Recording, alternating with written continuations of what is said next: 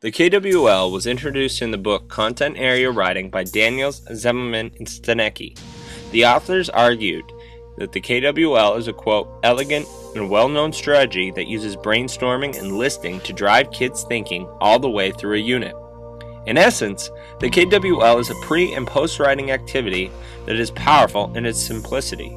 The strategy is to have students write or list what they know about a topic and what they want to know about a topic before it is studied. Then students will pursue their study using the lesson as planned by the teacher. Afterwards, students will reflect upon what has been learned. For example, in my lesson on cuneiform, we learned about different forms of communication. I had students complete the K and W writings as a small group on large pieces of paper, reflecting upon what they know about and want to learn about communication. This is wonderful because students were quickly discussing and writing their own thoughts on what they knew and then they would brainstorm and articulate their own learning goals. There's very little direction, just some guiding questions to students who need that extra prompting. When students had completed their K and W, I then moved on to a direct instruction format for the whole group. After this and another individual activity, I have the students then write their L portion of the KWL as an individual on a post-it note.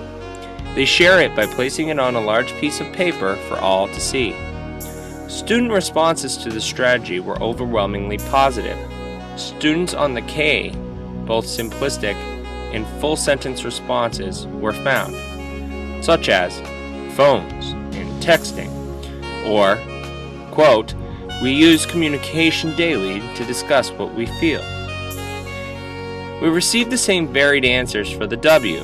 Some of the student responses included, quote, what is the future of communication? And when did we start speaking English? After the activity, our L responses were much larger and longer.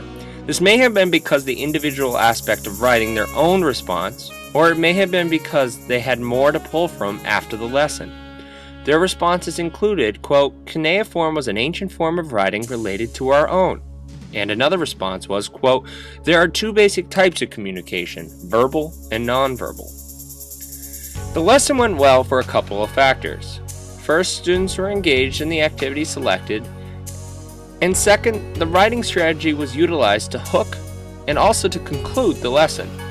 Thus, students were kept engaged, on task, and were able to see measurable learning occur throughout the day. I recommend this strategy to all teachers. The KWL is an effective tool for a number of cognitive tasks. Its simplicity allows for teachers to make a plethora of adaptations. Adaptations could include having it completely individual, or as pairs, small groups, or even whole class. It can be reviewed or left to stew, and it could even be used to drive an individual study or project. The KWL has its place in any classroom.